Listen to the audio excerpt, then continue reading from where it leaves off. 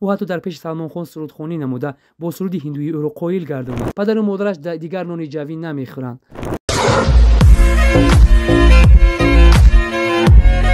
او هم در رقص و هم در سرودخوانی استعدادی والا دارد. ما امروز از منبر یوتیوب تمام زنان و دختران، دانشجویان و حتی مردان خواهشمند را که در شرکت فبری کار کردن میخواهند به کار دعوت میکنیم. عموما نفرانی که به پول نیاز دارند به کار وارد شوید طریق واتساپ رایگان است. شما از نماینده شرکت بار زکس میکنید. بار شرکت در 2 یا 3 روز به دست شما میرسد. آن را از جای نشست خود به خویش و اقربا یا دوستان پیشنهاد میکنید. آنها با نرخ گذاشته شما خریداری میکنند. در یک مدت کوتاه کیسه‌هایتان از برکت پول پر میشود. از پدر و برادر و شوهر دیگر پول نپرسیده با پول حق حلالی کار کرده خویش مقصدهایتان را عملی میگردانید. اسماعیل زاده تمنا شما را در واتساپ انتظار است. نویسید تا اینکه از کاری سر درآمد دیر نمانید.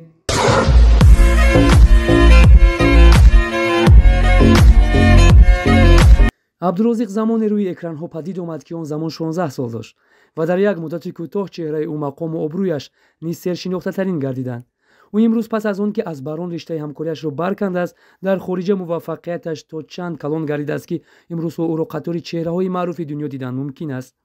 تاجیکستان از داشتن چنین فرزندی که عرصه جهان را با نام تاجیک بودن شناخته گردان همیشه میفخرد.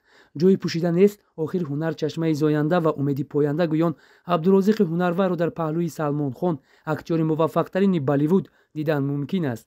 او حتی در پیش سلمان خان سرودخوانی نموده با سرود هندویی او را قایل گردانید.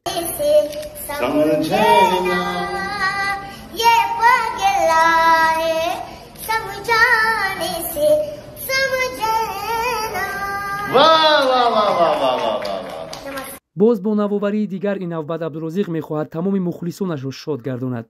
او به نزدیکی در یک فیلم هندی است که همراهی سلمان خان نقش بازی نموده انقلابی بزرگ را در شو بیزنس تاجیک و جهانی میبرانگیزد. او فرزندی هنر است. در کدام شهر یا دولت دنیا نرود او را میشناسند و از استعدادی بوی این تاجیک بچه همگی شاد میگردند.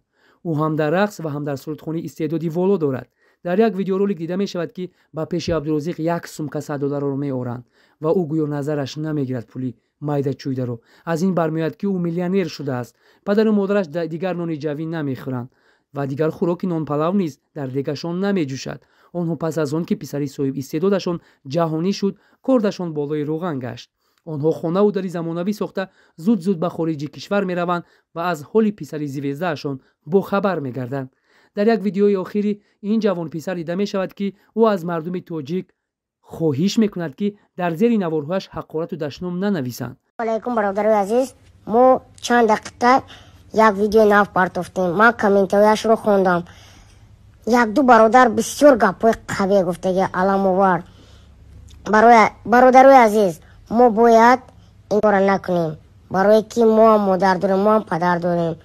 این گپای قوی ما با نمیزیباد. برای همون یک دیگه در ملت میبیند عیب میکند که نبین تاجیک داشته حکورت کرستوست. نمیزیباد. زیرا خارجی ها برای تاجیک بودنمان بهای پس میدهند. او هشدار داده است که یک دل یک جان باشیم و تاجیک خود را پیش دیگر دولت ها پس نزنید. عبدالرازق 18 سال داشته. در شبکه اینستاگرام زیاده از 1 میلیون ابونچی دارد. او عزم دارد که در یک سال 100 نوگانی به مخلصانش تحفه نموده باز هم نفوذ و مرتبه تاجیک بچه بودن خود را در عرصه جهان معرفی گرداند. ما از عبدالرازق باوری کلان داریم و امید می‌بندیم که باز نوآوری هایش میتواند جهانیان را به انقلاب برانگیزد و شو بیزنس تاجیکستان را در عرصه جهان معرفی گرداند.